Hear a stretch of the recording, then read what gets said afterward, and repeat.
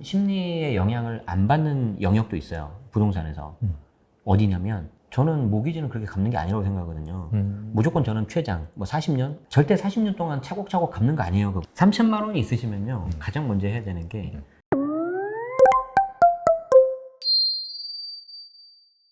그리고 이제 전반적으로 윤석열 정부 들어와서 약간 부동산 네네네. 정책이 어떻게 나왔는지 그 부분을 좀 여쭤볼까 하는데 네네네. 윤석열 정부에서 이제 바뀐 그 부동산 네네네. 세금 정책 큰 틀에서 뭐 어떻게 될까요? 일단은 그 아까 말씀드린 것처럼 점이 하나밖에 나오지 않았기 때문에 좀 더 지켜봐야 되긴 하는데 네네. 일단 다주택자를 바라보는 시각이 완전 다른 것 같아요. 우리 그 전에 정부에 있어서는 다주택자를 바라보는 시각이 좀 뭔가 굉장히 좀 부정적으로 보고 맞아요. 그랬다고 한다면 지금 윤석열 정부에서는 일단 임대차 시장을 안정시킬 수 있는 어떤 공급자로 보는 것 같습니다. 여러분들 아시는 것처럼 부동산 시장이 매매 시장이고 임대차 시장이 있잖아요. 근데 이 매매 시장을 잡으려면 어떻게 하든지 공급을 해야 되거든요. 근데 이 공급이 시간이 많이 걸려요. 그래서 이 시간이 좀 걸리기 전에 임대차 시장이라도 안정을 시켜야 된다. 그런 의미에서 지금 상생 임대인 제도도 나오고 임대차 시장 안정 방안이 가장 첫 번째로 나왔잖아요. 네. 그런 걸로 나왔다고 저는 해석을 합니다. 개인적으로는 훨씬 더 시장 친화적이고 합리적이라고 저는 생각합니다.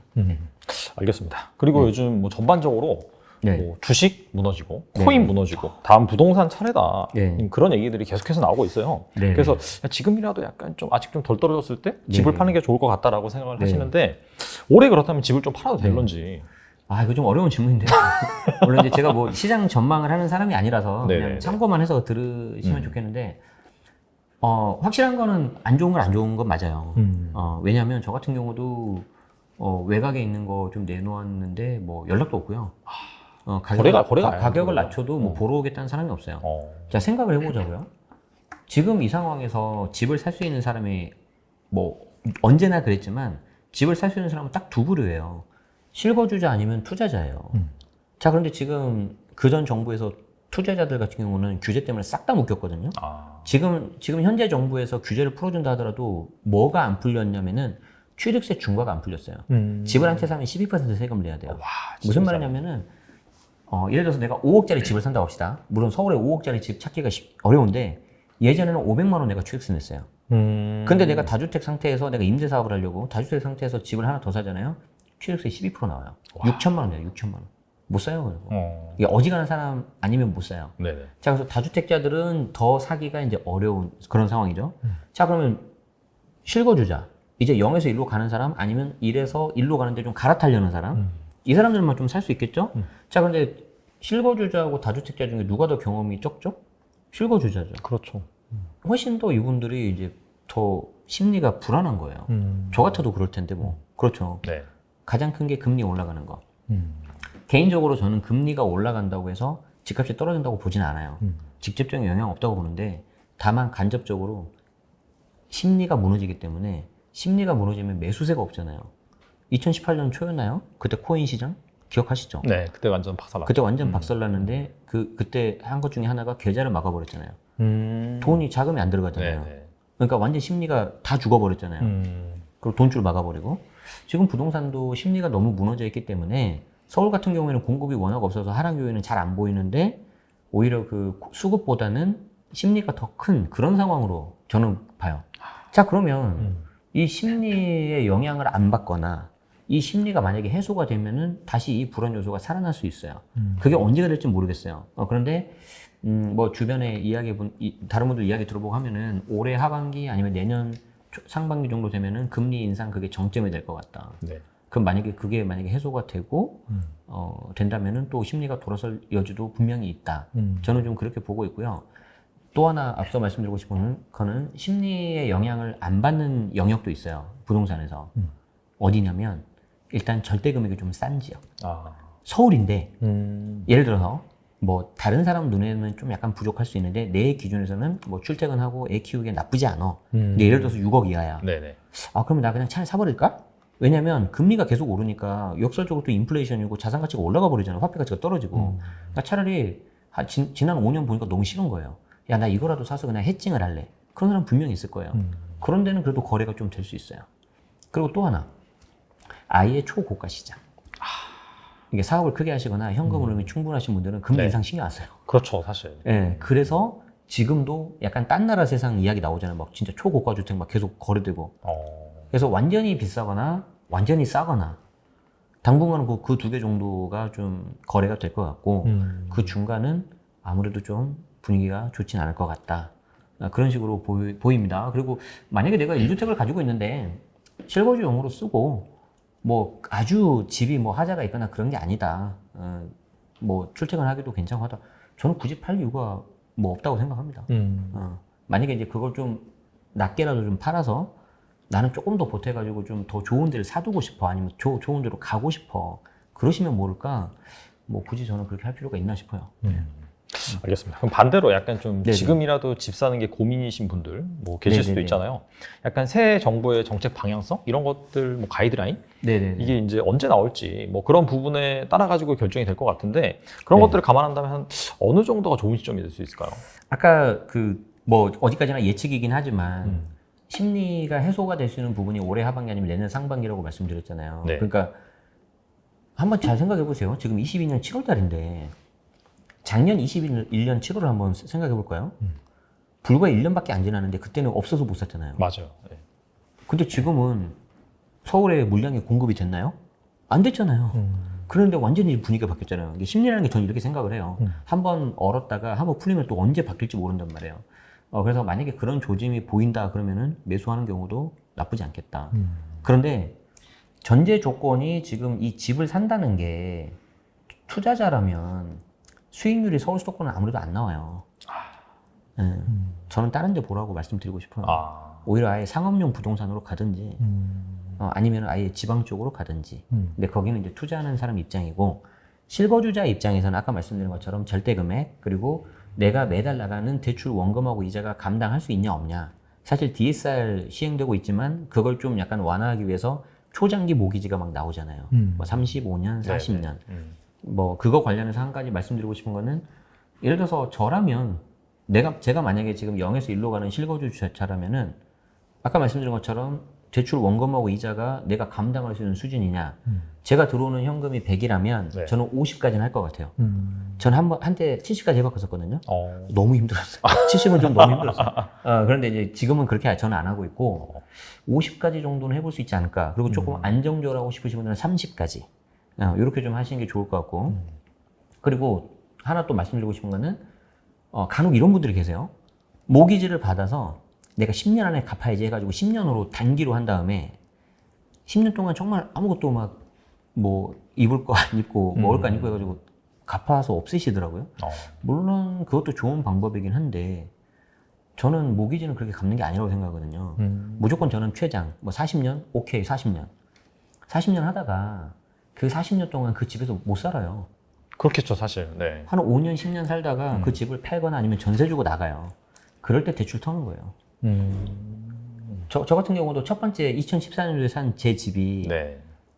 그 당시에 집을 사서 대출 70% 받았었거든요. 네. 그 당시에 물론 저금리여가지고 네. 대출 70% 받았는데 제 주변 직장 동료분이 그랬어요. 아니 과장님 우리 회사 오래 못 다니는데 왜 30년 그거 어떻게 갚으려고 그러냐. 근데 이제 저는 뭐 그때 해보지도 않았지만 일단은 그렇게 갚는 건 아니라는 생각이 들더라고요. 뭐 정 안 되면 이거 뭐 팔지 뭐 손해 보고라도 그리고 뭐 어떻게든 돈 벌겠지라고 했는데 거짓말 안 하고 그 집을 제가 금액을 말하기 좀 그렇고 예를 들어서 5억에 샀다고 할게요. 5억에 샀는데 2년 지나고 나서 2년도 안 돼서 그 집을 5억보다 더 높은 금액으로 전세를 주고 저는 다른 데를 갔어요. 근데 물론 투자하기 위해서 월세로 갔었는데 뭐 지금 다시 그렇게 하면 못하겠지만 그러니까 이제 조금 약간 생각을 말랑말랑하게 하실 필요가 있어요. 절대 40년 동안 차곡차곡 갚는 거 아니에요, 그거. 네, 그렇게 생각하시면 안 돼요. 네. 물론 이제 좀 걱정이 되실 수는 있는데 너무 불안하다고 그러시면 하시면 안 되죠. 이제 그건 개인마다 다 다르니까. 그래서 조금 해보려고 하는데 이제 방법을 잘 모르시는 분들은 제 말을 한번 참고해 보시고 난 도저히 난 불안해서 못하겠다 그러시면은 그냥 본인이 선택을 하신 거니까 임차로 계시면서 안전장치 거시고 전세보증보험 넣으시고 오히려 요즘에는 차라리 반전세 하는 게 더 안전할 수 있잖아요. 그렇죠? 그리고 이왕이면 경매 공부를 해보세요. 경매 공부를 해야 내가 배당 순위 받았을 때 네. 그리고 임차인 대항력 그런 거 알 수 있어요. 저도 처음에 경매 공부로 시작했거든요. 부동산. 그렇죠. 그래서 그거를 좀 먼저 하시면은 우리나라에 100% 전세를 보장해주는 안전장치가 없다는 걸 아실 겁니다. 심지어 전세보증보험도 90%밖에 안 되잖아요. 아, 그렇구나. 100% 없어요. 그래서 이제 이제 좀 안전지향적으로 가시려는 분들이 아까 세금도 비과세 100% 됩니까? 뭐 이거 100% 내가 안전합니까? 이런 분들 있는데 저는 이 재테크 자산 관리는 100%라는 건 없다고 봐요. 하이 리스크 하이 리턴이잖아요. 맞아요. 어느 정도 리스크는 내가 또 안아야 돼요. 그렇기 때문에 그걸 좀 항상 염두하시면서 하시고 너무 드럽게 생각 안 하시면 좋겠다. 다들 사람 하는 거고 대신 뭐 우리가 그렇다고 남한테 피해주고 그러자는 거 아니잖아요. 그렇기 때문에 남한테 피해 안 주고도 충분히 하실 수 있어요. 알겠습니다. 뭐 네. 어떻게 이제 부동산 이제 거래사시고 또 모기지 네네. 얘기 말씀하셨는데 네. 결과적으로 이제 어떻게 이렇게 이제 부동산 전문 투자 관련해서 이제 사업을 하시는지 궁금하긴 하거든요. 원래 이제 평범한 대기업 직장이셨잖아요. 그 계기를 말씀해 주시면 좋을 것 같아요. 그러니까 제가 이제 3년 전쯤에 이제 회사를 그만뒀거든요. 19년 5월 달에. 그동안 이제 13년 정도 회사 생활했는데 3군데 회사를 다녔던 것 같아요. 첫 번째 다녔다가 이제 저는 그 당시에 이제 돈을 버는 방법이 자격증을 따면 이게 처음에는 솔직히 말하면 대기업을 가면 돈을 많이 벌 줄 알았어요. 네. 근데 물론 좋긴 좋은데 그렇게 막 큰 돈이 들어오진 않더라고요. 그래서 그 당시에 이제 돈을 벌 수 있는 방법이 그래도 내가 이제 그 대학교 때 회계사 세무사 공부를 했었으니까 자격증을 따면 되겠다. 그래서 회사를 그만두고 남들은 들어가고 싶어하는 회사를 그냥 그만두고 와이프한테 허락받고 자격증 공부를 한 2년 정도 했어요. 근데 떨어졌어요. 그러고 나서 이제 두 번째 직장 가고 이제 세 번째로 이제 이직을 해가지고 세 번째 회사 다니면서 이제 부동산 투자 쪽으로 이제 임대 사업을 하게 됐는데 부자 아빠 가난한 아빠 책 보셨죠? 봤어요. 네. 부자 아빠 가난한 아빠 그 책 보면 네 가지 사분면이 나오잖아요. 월급쟁이 그리고 어떤 전문 그 컨텐츠 만드는 그 전문 컨텐츠 만드는 사람 그리고 네. 그 전문 자격사 그리고 사업하는 사람. 그 부자 아빠 가난한 아빠는 큰 돈을 벌려면 무조건 사업을 해야 된다고 나오잖아요. 그러니까 저는 그 사업이라든가 어떤 비즈니스 모델을 만드는 쪽은 전혀 생각을 못 하고 월급쟁이에서 자격증을 따면 되는 줄 알았어요. 그렇게만 사보면서 두 개만 제가 생각을 했었던 거죠. 그러다가 이제 자격증 그 시험에서 이제 떨어졌는데 오히려 이제 그게 전화위복이 된 것 같아요. 이제 애가 생기면서 우리도 이제 조금 더 좋은 환경에서 살고 자산을 좀 불려야 되는데 어떻게 할까 하다가 이제 경매 공부를 2012년에 처음 했었거든요. 왜냐면 저희 아버지께서 계속 경매 공부를 하라고 하셨어요. 사업이 좀 잘 안 되셨는데 사업이 안 된 상태에서 이제 아버지께서 이제 계속 경매 공부를 하신 거예요. 가지고 저한테 이제 돈이 없어도 그래도 부동산을 할 수 있고 하는 방법 중에 거의 유일한 방법이 경매니까 공부해라. 그런데 이제 늦게 시작을 한 거죠. 그래서 경매 공부를 하다가 14년도에 이제 애 때문에 내 집 마련을 했고 가진 돈이 없으니까 대출 전부 다 풀로 받았고 아까 말씀드린 것처럼 그렇게 해서 그냥 버틴 거예요. 버텼는데 이제 15, 16년도에 보니까 좀 뭔가 좀 분위기가 서울 쪽으로 투자를 많이 해야 된다. 그런 좀 강의도 있고 그러더라고요. 그래서 뭐 그 사람들 강의도 들어보고 블로그도 보고 열심히 공부해 보니까 좀 뭔가 싸다는 느낌이 들어서 그때 이제 15, 16년도에 최대한 많이 해놓고 그걸 다 이제 임대주택으로 등록해서 주택임대 사업자를 한 거죠. 그러면서 이제 그 떨어졌던 세무사 자격시험 떨어졌던 경험이 저한테 도움이 된 게 그때부터 2015년부터 블로그에 글을 하나씩 쓰기 시작했는데 뭐 일상글 뭐 경제 관련된 걸 다 인기가 없었는데 제가 세무사 공부했을 때 이제 필요경비, 양도세 필요경비 이런 걸 썼는데 그게 조회수가 되게 많이 나왔어요. 그래요? 그래서 사람들이 이런 걸 좋아하구나. 왜냐면은 지금은 안 그러는데 그 당시만 하더라도 양도세 필요경비 하면 되게 글이 다 딱딱해요. 재미도 없고. 맞아요. 네. 그런데 저는 세무사도 아니잖아요. 그래서 그냥 다 풀어 써버렸어요. 그러니까 다른 데서 한 3줄 정도 쓰는 걸 저는 막 30줄을 쓴 거예요. 알아듣기 쉽게. 네. 그랬더니 이제 좀 그 같이 그때 투자했던 분들이 이거 이런 글 좋다고. 그래서 좀 계속 하게 됐는데 그게 계기가 돼서 이제 책도 쓰고 강의도 하게 되고 그렇게 해서 이제 부수입을 만든 거죠. 그래서 이제 그 당시의 목표는 월급 말고 월 100만 만들어 보고 싶은 거였어요. 요즘 말로 사이드잡, 부캐, 엔잡. 맞아요. 네, 그때 저는 했었거든요. 그래서 뭐 인세로도 좀 돈을 벌어보고 강의로도 좀 해보고 그때 이제 우리 사이다 경제에 되게 많이 제가 도움 많이 받았죠. 되게 감사드리는데 그러면서 이제 걔가 이제 뭐 월 100도 되고 200도 되고 무슨 말인지 아시죠? 네네. 이게 점점 늘어나면 이제 마냥 좋진 않아요.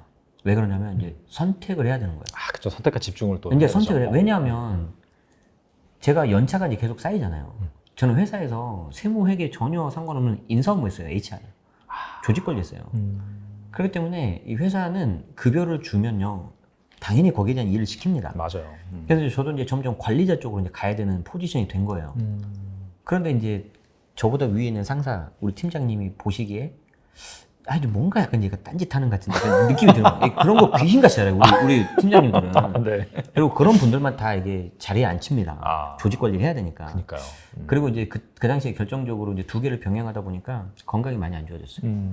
그래서 우리가 돈 버는 것도 좋지만 건강해야 되잖아요. 맞아요. 그래서 이제 와이프하고 상의를 해가지고 회사에 또 피해를 주면 안 되니까 미리 말씀드리고, 더 이제 딴짓 사이드 잡을 너무 키워버리면 회사에 피해를 주니까 또 제가 조직 관리하는 사람인데 그러면 안 되잖아요. 그래서 이제 말씀드리고 회사를 나와서 하게 됐는데, 이제 다행히 뭐 이렇게 좀 온라인 쪽으로 좀 집중을 했는데 컨텐츠 쪽으로 저는 좀 집중을 했었거든요. 그래서 유튜브도 많이 여러분들이 구독해 주시고 블로그도 하고 또 이게 유료 컨텐츠도 많이 만드는데 다행히 감사하게도 도와주시더라고요. 그럼 이제 그거는 그거대로 하고, 네. 또 이제 저는 부동산 투자로 먼저 시작을 했기 때문에 계속 이제 지금 물건 관리하고 뭐 그냥 제 작은 사명이긴 한데, 그래도 저도 이제 그 임차인 분들한테 그래도 질 좋은 임대 서비스를 제공한다라는 생각으로 하고 있어요. 그래서 좀 불편한 거 있으시면은 조금이라도 빨리 해결해 드리려고 하고, 가급적이면은 또 전세니까 나중에 돌려드려야 되는 돈이잖아요. 그렇죠. 그렇기 때문에 뭐 시세보다는 조금 낮게 하고, 그래서 이제 뭐 그런 식으로 해서 아주 작지만 그 공공성에 조금이라도 이바지하자. 네네. 그래서 이제 임대주택으로 다 등록을 하고 뭐 이런 식으로 하는 거죠. 그래서 지금은 그렇게 투트랙으로 진행을 좀 하고 있습니다. 네. 실례가 안 된다면 네네. 그 부동산 자산 뭐 규모라든지 대략적으로 말씀할 수 있나요? 네, 네, 뭐 그래도 네. 뭐 부채 포함해서 네. 100억은 좀 안 되는 것 같고요. 네네. 뭐 거의 그냥 세 자리라고 보시면 될 것 같습니다. 네. 알겠습니다. 네네네. 그 아무래도 좀 많은 분들이 네네. 또 이렇게 대표님처럼 되고 싶은 네네. 분들이 계실 것 같아요. 네네. 그래서 한 평범한 직장인 한 자금 한 3천만 원 정도 있다. 네네. 그렇다면은 가장 먼저 해야 될 게 뭐가 있을까요? 3천만 원. 네. 3천만 원이 있으시면요, 가장 먼저 해야 되는 게 돈을 더 모으셔야 돼요. 왜냐하면 이제 네. 저는 운이 아주 좋게 그 당시에는 3천만 원으로 충분히 투자를 할 수가 있었어요. 근데 지금은 네. 3천만 원으로 할 수는 있는데 조금 리스크가 더 많아요. 무슨 말이냐면은 지금은 좋은 놈이 좀 더 가고요, 안 좋은 놈은 그냥 거기서 비슷하거나 오히려 떨어질 가능성이 높아요. 그러니까 예를 들어 3천만 원 정도면은 수도권에서는 거의 불가능하고 이제 지방 쪽으로 가셔야 되는데, 그렇죠. 지방에서도 예를 들어서 내가 A라는 중소도시, 예를 들어서 50만 이하 도시를 간다고 했을 때 인구 수가 적으면 적을수록 더 그 해당 지역의 강남 지역으로 가야 돼요. 그러니까 예를 들어서 우리 서울을 좀 제가 뭐 급을 나눠서 죄송하긴 한데 현실이 그러니까 뭐 강남을 1급지라고 하고 네. 그 주변은 뭐 1.5, 뭐 2, 뭐 2.5, 3 이렇게 뭐 좀 이렇게 구분한다고 했을 때 서울은 그래도 좀 인구가 워낙 많고 큰 도시이기 때문에 세분화가 되잖아요. 근데 지방 중소도시로 가면은 그런 거 없어요. 그냥 무조건 거기에 중심지 강남으로 가야 돼요. 자, 그러면 요즘에 지방 같은 경우에도 그런 중소도시 50만 이하 가서 투자를 하려면 아무리 못해도 제가 봤을 때 1억 정도 있어야 돼. 그리고 한 2억 정도. 그리고 이제 하다 보면은 또 전세가 좀 세가 좀 빠질 수도 있거든요. 그럼 내가 좀 해줘야 되기 때문에 한 여윳돈은 몇천 정도 가지고 있어야 되고. 그래서 3천도 있긴 있어요. 방법이. 네. 예를 들어서 뭐 조금 뭐 그럴 수 있는데 지방에 좀 분양권 같은 거. 그리고 이제 소액 같은 오피스텔, 아니면 오피스텔보다는 공시가 1억 이하짜리. 공시가 1억 이하는 사실 2020년 하반기부터 좀 많이 했어요, 사람들이. 왜냐하면 취득세 양도세에서 유리하니까. 그래서 지금은 어떻게든지 세금 규제가 아직도 남아있기 때문에 그 세금 규제를 피할 수 있는 틈새 절세가 가능한 그런 상품을 찾아야 되고요. 지금 3천만 원 있으신 분들은 두 가지를 좀 기억하시면 좋겠다. 조금 더 모으시는 거, 그러니까 지출을 줄여야 돼요. 지금은 시드머니 만들어야 돼요. 두 번째는 잃지 않는 선에서 경험을 쌓으셔야 돼요. 예를 들어서 어떤 사람이 하나에 몰빵을 해가지고 5년 동안 기다려서 5억을 벌었다고 가정해볼게요, 부동산으로. 네. 그런데 어떤 사람은 똑같은 5년 동안 계속해서 사고 팔고 해가지고 5번을 사고 팔아서 한 3억 정도 만들었다고 해봅시다.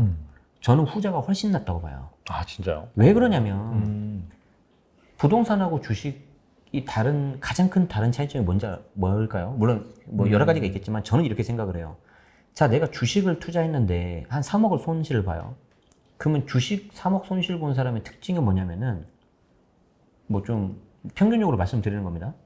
대부분 보면은 그래 뭐 내가 좀 잘못했지. 장이 안 좋았어. 다음에 더 잘하고 공부해야지. 보통 이런단 말이에요. 자, 근데 내가 집을 팔거나 살았는데 손실을 봤다. 어떤 줄 아세요? 내가 저 녀석 때문에 내가 손실을 봤다고. 내가 저 팔았는데 올랐잖아요. 내가 저놈 때문에 내가 안 팔아도 되는데. 무슨 말이냐면 주식은 불특정 다수예요. 그쵸. 내 걸 누가 사고 파는지 몰라요. 그러네요, 진짜 생각해보니까. 그러니까 이걸 누가 분노의 대상이 좀 상대적으로 적어요. 근데 부동산은 딱 보이거든. 매도 매수자가. 그러니까 약간 접근법이 달라야 되고 마인드셋이 저는 달라야 된다고 봐요. 자, 그래서 다시 돌아와서 5년에 거래 딱 한 건 한 사람 운 좋게 5억을 벌 수 있지만 제가 봤을 때는 5년 동안 거래 5건 하는 사람이 훨씬 나아요. 그래서 저도 처음에 투자금이 없었기 때문에 저는 4년 동안 이사를 4번 다녔어요. 왜냐하면 내가 가진 게 없으니까 경험을 쌓아야 되잖아요. 그래서 내 물건을 가지고 계속 사고 팔고 계속 그걸 했었던 거예요. 그렇게 해서 남들처럼 경험을 쌓으려면 빨리 하는 수밖에 없어요. 그래서 꼭 경험을 쌓으셔야 되고요. 부동산은 상대방이 누군지 알아요. 그리고 똑같은 매도자 없어요. 정말 좀 말이 통하는 사람도 있고요. 소위 말하는 진상도 있어요. 그쵸. 그래서 부동산은 사람이에요. 완전히 그 사람의 어떤 관계라든지 심리학이라든지 협상법이라든지 공부하실 게 되게 많아요. 그렇지만 저는 이제 그런 걸 넘어서서 재테크에 이제 주식, 뭐 코인, 부동산 다 있지만 제 한 가지 원칙은 뭐냐면 easy come, easy go예요. 쉽게 들어오면 쉽게 나가요. 그래서 저도 코인 한때 5년 전에 되게 쉽게 돈 벌었었거든요. 역시나 금방 나가더라고요. 네, 그래서 저는 부동산 할 때 이제 부동산도 대체적으로 보면 좀 수월하게 뭔가 거래도 되고 세도 맞추고 이런 물건이 있어요. 그냥 무난해요. 근데 진짜 막 고생한 거 있거든요. 매도자가 정말 뭐 이상한 거 요구하고 뭐 심지어 이제 소송까지 갈 생각도 하고 실제 가지는 않았지만 네네. 이제 좀 막 어떤 기싸움도 하고 했는데 그런 물건이 나중에 보면 수익률 진짜 좋아요. 그리고 훨씬 애착이 가요. 그런 물건이. 그래서 이제 그런 것들은 좀 뭐 좀 더 아끼는 마음도 들고 좀 팔 때 약간 좀 이게 더 좋은 분한테 팔고 싶은 마음도 있고 그래서 이제 뭐 그거는 이제 여러분들도 성향이 또 다르실 거예요. 나는 분석하고 트레이딩하고 이런 게 좋다 그러면 당연히 주식 쪽으로 가시는 게 나을 수도 있을 것 같고 저처럼 좀 그런 거래라든지 관계라든지 그리고 저는 좀 실물 보는 거 되게 좋아하거든요. 그 성향이 ESTJ이기 때문에 현실적이에요. 되게 현실적이에요. 그래서 그런 여러분들 성향도 좀 잘 파악하셔서 우리 재테크 자산 관리 잘 하시고 부자가 되시면 좋겠습니다. 알겠습니다. 네. 그리고 이제 한때 직장 생활도 하시면서 네. 블로그도 쓰시고 또 뭐 이렇게 부동산 투자하기 위해서 임장도 가시고 했을 텐데 네. 시간 관리를 어떻게 하시는지 좀 궁금하긴 하거든요. 시간 관리. 네. 시간 관리는 이게 직장을 다닐 때하고 안 다닐 때가 있는데 사실 이제 솔직히 말하면 저도 직장 다닐 때가 훨씬 더 타이트하게 잘했던 것 같고요. 지금은 이제 그때보다 또 나이도 좀 더 들고 그래서 좀 힘들어요 요즘에. 그런데 네. 제가 한 가지 지켰던 원칙이 있어요. 직장 다닐 때. 네네. 월, 화, 수, 목, 금이잖아요. 네. 저는 이 월, 화, 수, 목, 금 5일 중에서 최소 3일은 퇴근 후에 스벅을 갔습니다. 그래서 한 7시부터 한 10시까지 한 2-3시간은 무조건 제 작업을 했어요. 블로그 작업, 뭐 집필 작업, 뭐 투자, 그 물건 분석 작업, 월수금. 이건 무조건 했고요. 그리고 토요일은 하루를 우리가 3개로 나눌 수 있잖아요. 네네. 오전, 오후, 저녁. 토요일은 무조건 오전, 오후는 무조건 그 집필을 하거나 또 스벅을 가요. 일을 했어요. 와이프한테 허락을 받고. 나 이거 해야 된다. 그래서 뭐 물건을 보러 가든, 뭐 알바를 하든, 뭐 강의를 하든, 그래서 계속해서 머니 파이프라인을 늘리는 데 집중했고, 6시 땅, 지금은 안 하지만, 지금은 뭐 놀면 뭐하니잖아요. 이제 그때는 무한도전. 네. 뭐 그거 할 때 정도 되면은 이때부터 쉬어요. 이때부터 쉬고 다시 월요일 오전 오후 요렇게 3칸을 쉬어요. 그리고 일요일 다시 저녁 되잖아요. 이게 지금은 안 하지만 개콘 할 때 정도 되잖아요. 아니면 드라마 할 때 정도 되면 네. 그때 다시 또 스벅을 가요. 다시 일을 해요. 그러면 보세요. 일주일에 저는 하루만 쉬는 거예요. 그런데 이 빈칸이 이렇게 되니까 약간 이틀 쉬는 것 같은 착각이 됩니다. 나눠서 이렇게 쉬다 보니까. 그렇죠. 그래서 효과는 이틀을 쉬는 것처럼 하는데 나는 이렇게 실제로는 하루만 쉬고 그리고 일요일 밤에 스벅을 가면 뭐가 좋은 줄 아세요? 보통 얘가 11시에 문 닫잖아요. 네. 저는 무조건 2시간 이상 하면 무조건 가고 밤 9시라도 가요. 아. 그러니까 이걸 무조건 저 원칙으로 삼았어요. 네. 근데 근데 이렇게 하면은 제 할 일을 사이드 잡을 할 수 있어서 좋고 두 번째가 뭐냐면 월요병이 없어져요. 그래서 월요병 혹시 때문에 힘드신 분 있으면 이 방법 꼭 써먹어 보세요. 이거 하면 그러니까 미리 일하면 돼요. 출근하기 싫으신 분들은 미리 일을 하세요. 그래서 저는 완전 워커홀릭이에요. 그래서 제가 아마 회사에 계속 남아 있었으면 제 밑에 사람들이 진짜 힘들었을 거예요. 네, 소위 말하는 꼰대. 그래서 그거 소리 듣기 싫어서 저는 빨리 회사 그만 나왔고 그래서 이제 그때 이렇게 했었고요. 지금은 회사 다닐 때하고도 마찬가지인데 반드시 출근하거나 아침에 일을 시작할 때 15분 정도는 일을 하지 마시고 그날 계획을 세우세요. 제일 안타까운 사람이 누구냐면 출근하자마자 이메일 여는 사람. 망하는 길이죠, 그거. 왜냐하면 내가 해야 되는 게 있고 급한 게 있고 중요한 게 있고 급하지 않은데 뭐 중요하고 여러 가지가 있잖아요. 우리 사분면 있잖아요. 시간 관리. 근데 이메일을 여는 순간 쓸데없는 일에 내가 그 목매일 가능성이 높아요. 물론 우리 팀장님이 보낸 건 빨리빨리 반응해야지. 팀장님을 안심시켜야 내가 편해요. 네네. 근데 많은 분들이 팀장님하고 이게 친하게 안 지내려고 하거든요. 그런 말 있잖아요. 친구는 가까이, 적은 더 가까이. 예, 적은 아닌데 팀장님을 빨리 내 편으로 만들어야 돼, 이 사람을. 그러면 내가 훨씬 편해요. 이걸 많이 놓치시더라고요. 그래서 팀장님을 빨리 만족시키시고 팀장님 피드백 하시고요. 그리고 25분 동안 내가 오전에 할 거, 오후에 할 거 딱 정하는 거예요.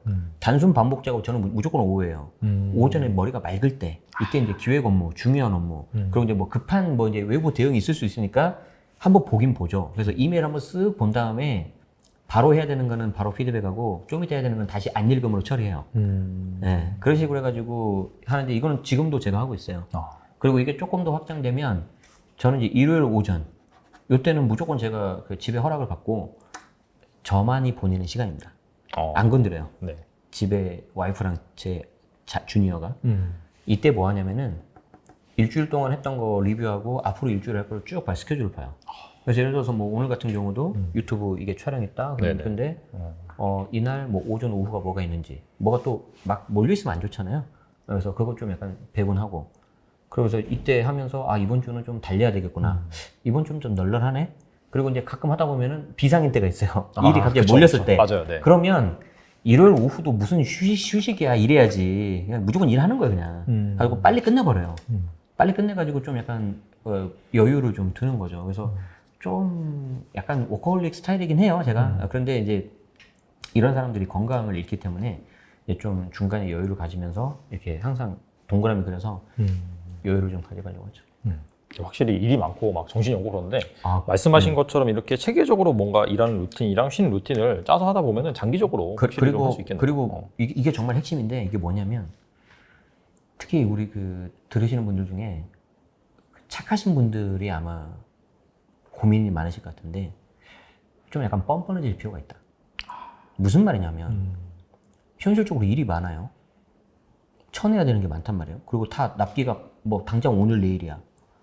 그런데 그 본인의 퀄리티를 끝까지 고집하는 사람이 있어요. 자, 내가 퀄리티를 평소에 하는 게 100이라고 하자고요. 네. 근데 내가 만약에 비상 상황이야. 이거 80이나 70으로 낮춰야 돼요. 좀 내가 약간 그 스스로 만족이 안 되도록 낮춰야 돼. 근데 어느 정도까지 낮춰야 되냐? 팀장님 통과하는 정도로. 말했잖아요. 팀장님이 친해야 된다니까. 네네. 그래서 아무리 낮추더라도 팀장님이 만족은 해야 돼. 그래서 그분을 아신단 말이에요. 그래서 그분이 어느 정도 만족할 선으로 낮춘다. 왜냐하면 그분 입장에서도 퀄리티가 낮은 것보다 빨리 보고받는 게 좋거든요. 그렇죠. 그렇기 때문에 저처럼 성격 급한 사람들이 대부분 팀장님이기 때문에 퀄리티를 낮추더라도 빨리 피드백 주면 오히려 그게 더 좋아요. 그리고 좀 여러분들도 약간 뻔뻔해질 필요가 있다. 가끔가다 야근하는 친구들 있어요. 퇴근하는데 제가. 그럼 제가 그 친구들한테 항상 말을 해요. 야, 너 혹시 이거 진짜 오늘 꼭 해야 돼? 잘 생각해봐. 내일 아침에 해도 되는 거 아니야? 그럼 가만히 생각을 해요. 과장님 그런 거 같은데요? 야, 가자. 저 보통 그래서 빨리 데리고 와버려요. 왜냐하면 남아있는다고 해도 어차피 일 되는 것도 없고 내가 봤을 때 시간 낭비하는 사람들이 대부분이더라고. 야, 그런 거 뭐하러 해? 그냥 집에 가서 좀 푹 쉬고 리프레시 하는 게 훨씬 나아요. 그래서 여러분들의 능력을 너무 과소평가하지 마십시오. 여러분들은 약간 퀄리티 낮춰서 빨리 끝낼 수 있습니다. 그래서 빨리 끝내고 더 많은 일에 집중을 하세요. 네, 그게 훨씬 좋습니다. 알겠습니다. 안 물어봤으면 큰일 날 뻔했어요. 네. 상당히 좋은 팁인 것 같습니다. 네네. 자, 끝으로 네네. 뭐 내집 마련, 뭐 파이어족, 경제적 네. 자유를 꿈꾸는 분들에게 네. 한 말씀만 부탁드립니다. 네, 얼마 전에 그 모 케이블 방송사에서 그 파이어족 그 인터뷰 좀 출연 좀 해달라고 저한테 연락이 왔어요. 근데 제가 정중하게 거절을 했습니다. 왜냐면 네. 저는 파이어족이 아닙니다. 지금 살아남기 위해서 죽을 똥 살똥하고 열심히 일하고 있습니다. 그런 컨셉은 죄송하지만 다른 분이 가지는 게 나은 것 같습니다. 여러분 그 파이어족에 대한 환상을 좀 버리시고요. 그러니까 세상에 공짜가 없습니다. 저희 아들이 9살인데 이 9살 그 아들 주니어한테 제가 제일 많이 하는 말 중에 하나가 세상에 공짜는 없다예요. 그래서 여러분들이 아무래도 하신 만큼 이제 돌려받으실 텐데 문제는 방향성이에요. 방향성에 안 맞은 상태에서 열심히 하면은 여러분들이 힘들어요. 그래서 내가 만약에 이제 회사에서 좀 뭔가 승부를 보겠다. 아니면 회사는 뭐 내가 최소한의 할 걸 하면서 뭔가 좀 나중을 위해서 사이드 잡, 엔잡을 해보겠다 하시는 분들이라면은 밸런스를 잘 맞추면서 방향성을 먼저 잡으시고요. 거기에 대해서 전략을 좀 잘 세우시는 게 좋을 것 같아요. 그리고 마지막으로 제일 중요한 게 뭐냐면 그 고대 그리스 철학자 플라톤이 있습니다. 플라톤. 플라톤이 했던 말 중에 뭐가 있냐면 친절해라. 만나는 사람한테. 왜냐하면 그 만나는 사람 각자가 말 못할 전쟁을 치르고 있다는 거죠. 이게 다른 사람한테 친절하시고요. 좀 이렇게 배려하면 더 좋은데 다른 사람한테만 배려하고 친절하면 안 돼요. 가장 중요한 게 자기 자신한테 친절해야 되고 되게 자기 자신을 많이 사랑하셔야 돼요. 그래서 많이 좀 힘들고 좀 속상한 일도 있고 그러실 수 있어요. 특히 재테크하다 보면. 근데 생각해 보세요. 뭐 돈 좀 이게 물론 이제 뭐 너무 쉽게 말하는 것처럼 여러분이 느끼실 수도 있겠지만 시간이 지나면 다 해결이 되고요. 너무 이게 좀 속상하다고 하시다고 해서 자기 자신에 대한 자존감까지 내려갈 필요는 없다. 그래서 힘내시고 힘드신 분들은 그리고 조금 지금 뭔가 해보시는 분들은 더 파이팅 하셔가지고 자기 자신한테도 친절하고 남들한테도 친절한 그런 삶을 살면 좋겠습니다. 네. 말씀 들어보니까 가장 기억에 남는 게 쉽게 들어온 돈은 쉽게 나간다. 네, 그래서 맞아요. 정말 철저하게 좀 공부를 하고 자기가 경험을 해봐야지 장기적으로 또 성공할 수 있다. 그런 말씀이 또 인상이 깊었고 그 다음에 또 자기 자신한테 또 친절할 필요가 있다. 그것도 맞습니다. 어떻게 본다면은 또 장기적으로 뭔가 나의 그런 뭐 로드맵을 그려가는 데 있어서 또 충분히 또 그 엔진이 될 만한 그런 부분인 것 같네요. 네네. 네. 오늘 좋은 말씀 많이 해주셨는데 계속해서 보시면 좋을 것 같아요, 이 영상. 네네. 아무튼 지금까지 박민수 대표님 나와주셔서 정말 감사합니다. 네.